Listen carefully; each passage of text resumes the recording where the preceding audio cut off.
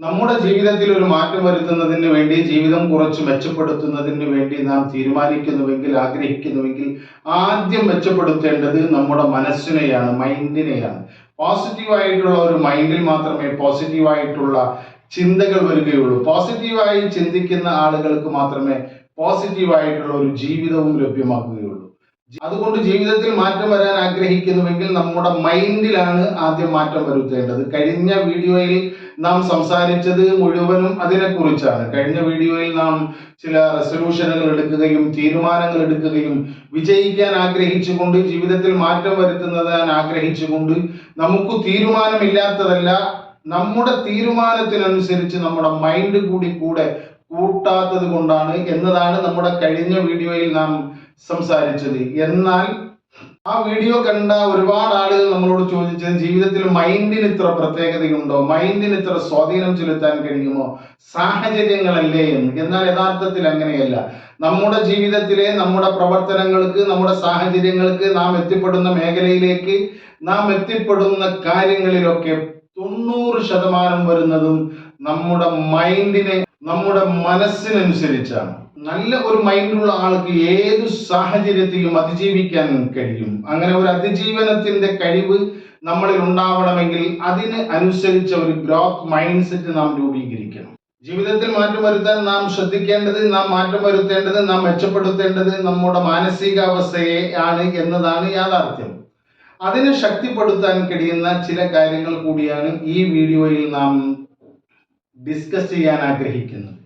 അതിന് ആദ്യമായി വേണ്ടത് നമ്മുടെ മൈൻഡിനെ ഒന്ന് കാമാക്കാൻ, നമ്മുടെ മൈൻഡിനെ ഒന്ന് പീസ്ഫുൾ ആക്കുന്നതിന് വേണ്ടി, ഒരു സമാധാനപൂർണമായ, ശാന്തമായി ഒഴുകുന്ന ഒരു നദി പോലെയാക്കുന്നതിന് വേണ്ടി നാം പ്രാക്ടീസ് ചെയ്യേണ്ടത് ധ്യാനമാണ്, മെഡിറ്റേഷൻ. ഏതെങ്കിലും ഒരു പ്രത്യേക വസ്തുവിലേക്ക് നമ്മുടെ മുഴുവൻ ശ്രദ്ധയെയും ഫോക്കസ് ചെയ്തുകൊണ്ട്, ഉദാഹരണത്തിന് ബ്രീത്തിങ് മെഡിറ്റേഷൻ നമുക്ക് പ്രാക്ടീസ് ചെയ്യാം. നാം ശ്വാസം ഉള്ളിലേക്ക് എടുക്കുന്നതും അത് നമ്മളിൽ കുറച്ചു നേരം ഹോൾഡ് ചെയ്യുന്നതും പുറത്തേക്ക് വിടുന്നതും ഒക്കെ അതിലേക്ക് മാത്രം, ശ്വാസത്തിലേക്ക് മാത്രം. ശ്വാസമാണല്ലോ നമ്മുടെ ഏറ്റവും പ്രസന്റായി നടക്കുന്ന ഒരു മൂവ്മെന്റ്. ആ മൂവ്മെന്റിലേക്ക് മാത്രം ഫോക്കസ് ചെയ്തുകൊണ്ട് നമ്മൾ ധ്യാനം ചെയ്യുകയാണെങ്കിൽ, മെഡിറ്റേഷൻ ചെയ്യുകയാണെങ്കിൽ, അല്ലെങ്കിൽ ഒരു പ്രത്യേക ബിന്ദുവിലേക്ക്, ഒരു പ്രത്യേക വസ്തുവിലേക്ക് നമ്മുടെ പൂർണ്ണമായ നമ്മുടെ ശ്രദ്ധയെ കേന്ദ്രീകരിച്ചുകൊണ്ട് ഒരു 10 മിനിറ്റിലേറെ സമയം നാം അതിലേക്ക് ഫോക്കസ് ചെയ്തുകൊണ്ട് നാം നമ്മുടെ ശ്രദ്ധ അതിലേക്ക് തന്നെ ആക്കിക്കൊണ്ട് നിൽക്കുകയാണ് എങ്കിൽ നമ്മുടെ മനസ്സിനെ ഒന്ന് ശാന്തമാക്കാൻ കഴിയും. ചിന്തകളേറെ കടന്നു പോകും. ആ സമയത്ത് നമ്മുടെ മനസ്സിലൂടെ, ഒരു കമ്പ്യൂട്ടറിലൂടെ കടന്നു പോകുന്നതിനേക്കാൾ വേഗതയിൽ ചിന്തകൾ കടന്നു പോയിക്കൊണ്ടിരിക്കുന്നുണ്ട്. അതിനെയെല്ലാം അതിന്റെ വഴിക്ക് വിട്ടുകൊണ്ട് നാം നമ്മുടെ ഫോക്കസ്, നമ്മുടെ ശ്രദ്ധ, നമ്മുടെ എല്ലാ കണ്ണും കാതും ചെവിയും മൂക്കും എല്ലാം നാം ഒരു പ്രത്യേക ബിന്ദുവിലേക്ക് മാത്രം ഫോക്കസ് ചെയ്തുകൊണ്ട് കുറച്ചു സമയം നിൽക്കുക. അതിനാണ് ധ്യാനം എന്ന് പറയുന്നത്.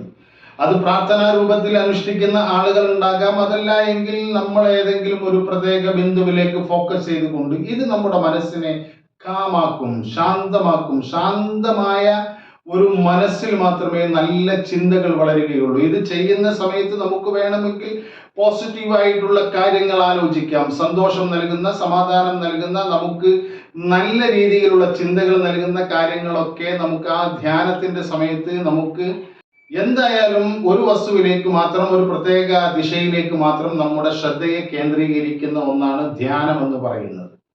അത് നമ്മുടെ മനസ്സിനെ ശക്തിപ്പെടുത്താൻ, നല്ല ഒരു കരുത്തുറ്റ മനസ്സുണ്ടാക്കിയെടുക്കാൻ നമ്മളെ സഹായിക്കും. അതുകൊണ്ട് ജീവിതത്തിൽ നാം എണീറ്റ ഉടനെ നമ്മുടെ മനസ്സേറ്റവും കാമായി നിൽക്കുന്ന ആ സമയത്ത് അത് ചെയ്യുക. ബെഡിലേക്ക് പോകുന്ന, ഉറങ്ങുന്നതിന്റെ കുറച്ചു മുമ്പും നമ്മൾ അതുപോലെ ഒരു ധ്യാനത്തോടു കൂടി ഒരു വസ്തുവിലേക്ക് ഫോക്കസ് ചെയ്തുകൊണ്ട് നമ്മുടെ മനസ്സിനെ ഒന്ന് കാമാക്കാൻ ശ്രമിക്കുക.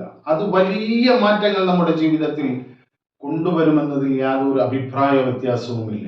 മറ്റൊന്ന് വിശ്വാസമാണ്. നമുക്ക് നമ്മളിൽ വിശ്വാസം വേണം, നമുക്ക് നമ്മുടെ കഴിവുകളിൽ വിശ്വാസം വേണം. എനിക്കത് ചെയ്യാൻ കഴിയും, എനിക്കതിനെല്ലാം കഴിയും എന്ന രീതിയിൽ വിശ്വാസം ഉള്ളിടത്തു മാത്രം മുളക്കുന്ന ഒന്നാണ് വിജയമെന്നത്. നമുക്കൊരു വിശ്വാസവും ഇല്ലാതെ നാം വിജയിക്കുമോ എന്ന സംശയത്തോടു കൂടി ഏതൊരു കാര്യം ചെയ്താലും അത് പരിപൂർണമായ ഒരു വിജയം നമുക്ക് ലഭിക്കാൻ നമ്മളെ സഹായിക്കില്ല. അതുകൊണ്ട് പൂർണ്ണമായ വിശ്വാസം, നമ്മളിൽ തന്നെ വിശ്വാസം, ഈ പ്രകൃതിയിൽ വിശ്വാസം, നാം വിശ്വസിക്കുന്ന ദൈവത്തിൽ വിശ്വാസം, ആ എല്ലാ നിലക്കും പരിപൂർണമായിട്ടുള്ള ഒരു ഫെയ്ത്ത് ഉള്ള വ്യക്തിയായി നാം മാറുക.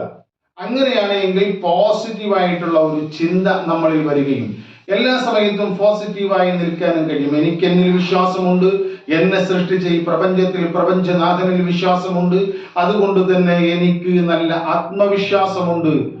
ഏത് കാര്യത്തെയും നേരിടാനും ഏത് പ്രതിസന്ധി വന്നാലും തളരാതെ തകരാതെ എന്നെ കാക്കാൻ ഈ പ്രപഞ്ചവും പ്രപഞ്ചനാഥനുമെല്ലാം ഉണ്ട് എന്ന ഒരു വിശ്വാസം നമ്മളെ പോസിറ്റീവായ ചിന്തകളിലേക്ക് നയിക്കും. നല്ല ഒരു പോസിറ്റീവായിട്ടുള്ള മൈൻഡ് സെറ്റ് രൂപപ്പെടാൻ അത് നമ്മളെ സഹായിക്കും. അതോടൊപ്പം നാം മനസ്സിലാക്കേണ്ടത് മൈൻഡും ബോഡിയും, മൈൻഡ് ആൻഡ് ബോഡി നല്ല ഒരു കണക്ഷൻ ഉണ്ട്. ശരീരത്തിൽ വരുന്ന ആരോഗ്യ പ്രശ്നങ്ങൾ നമ്മുടെ മനസ്സിനെ ബാധിക്കും.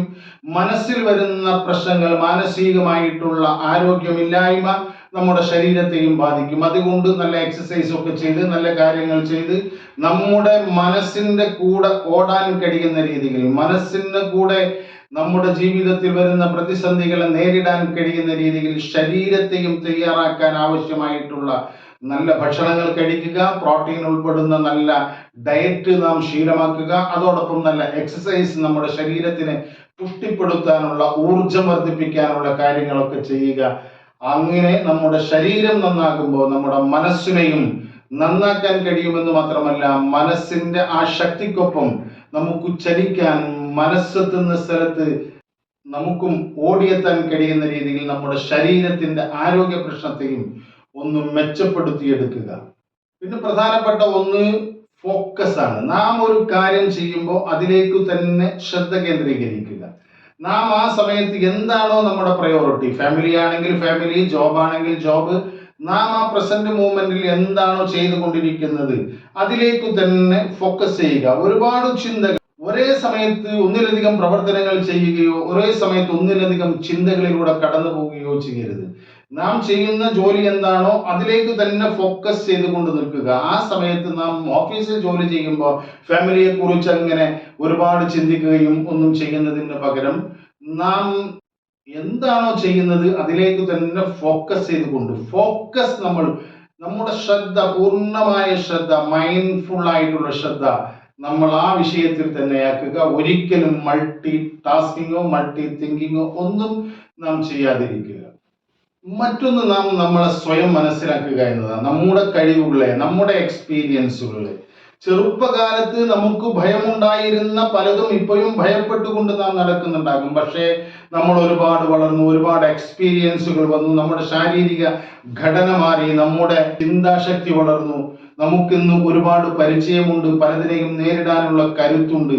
ചെറുപ്പകാലത്തിൽ ഉണ്ടായിരുന്ന ആ ഭയം, ചെറുപ്പത്തിലുണ്ടായ ഒരുപാട് പ്രശ്നമാണ് ഇന്നും നമ്മുടെ സബ് കോൺഷ്യസ് മൈൻഡിനെ നെഗറ്റീവായി മുന്നോട്ട് കൊണ്ടുപോകുന്നത്, നമ്മുടെ ബിലീവിംഗ് സിസ്റ്റമായി, ലിമിറ്റിംഗ് ബിലീഫ്സ് ആയി നിലനിൽക്കുന്നത് എന്ന് മനസ്സിലാക്കിക്കൊണ്ട് നാം മനസ്സിലാക്കേണ്ടത്, ഇന്ന് ഞാൻ വലിയ ഒരാളായിരിക്കുന്നു, ഞാൻ ചെറുപ്പത്തിലുള്ളത് പോലെയല്ല, അതുകൊണ്ട് ഞാൻ വളർന്നിരിക്കുന്നു, എൻ്റെ ഭയങ്ങൾ മാറേണ്ടിയിരിക്കുന്നു എന്ന രീതിയിൽ നാം ചിന്തിക്കുകയും നമ്മുടെ കഴിവുകളെയും നമ്മുടെ വീക്ക്നെസ്സിനെയും നമ്മുടെ പോസിറ്റീവിനെയും ഒക്കെ നാം തിരിച്ചറിഞ്ഞുകൊണ്ട് നല്ല രീതിയിൽ നമ്മുടെ വളർച്ചയെ നാം മനസ്സിലാക്കുകയും അതിനനുസരിച്ച് നമ്മുടെ മൈൻഡും വളരേണ്ടതുണ്ട്. ഞാൻ പേടിക്കേണ്ടതില്ല, എനിക്ക് എൻ്റെതായ സ്വാതന്ത്ര്യമുണ്ട്, ഞാൻ വിചാരിച്ച കാര്യങ്ങൾ ചെയ്യാൻ എനിക്ക് കഴിയും, അത് മറ്റുള്ളവരെന്ത് വിചാരിക്കുമെന്ന് ഞാൻ കരുതേണ്ടതില്ല.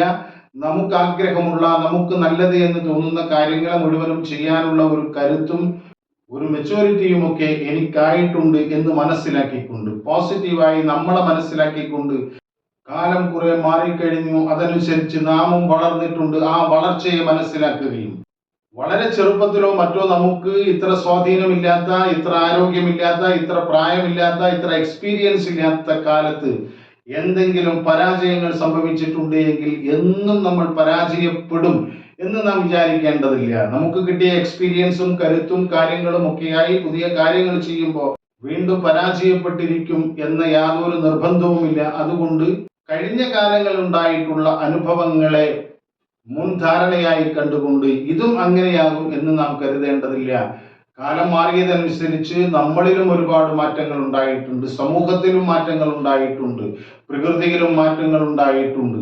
അത് മനസ്സിലാക്കിക്കൊണ്ട് സ്വയം തിരിച്ചറിഞ്ഞുകൊണ്ട് നാം നല്ല ഒരു മൈൻഡ് സെറ്റ് രൂപീകരിക്കുക എന്നതാണ് ജീവിതത്തിൽ മുന്നോട്ട് പോകാൻ കഴിയുന്ന രീതിയിലുള്ള കാര്യങ്ങൾ. മൈൻഡ് റീപ്രോഗ്രാമിനെ സഹായിക്കുന്ന ധാരാളം കാര്യങ്ങൾ ഇനിയുമുണ്ട്. ഇത്തരം കാര്യങ്ങളൊക്കെ വരും വീഡിയോകളിൽ സാഹചര്യങ്ങൾക്കനുസരിച്ച് ചർച്ച ചെയ്യാമെന്ന് ആഗ്രഹിച്ചുകൊണ്ട് മറ്റൊരു പോസിറ്റീവായ വീഡിയോയിൽ കാണാമെന്ന് താല്പര്യപ്പെട്ടുകൊണ്ട് നന്ദി, നമസ്കാരം.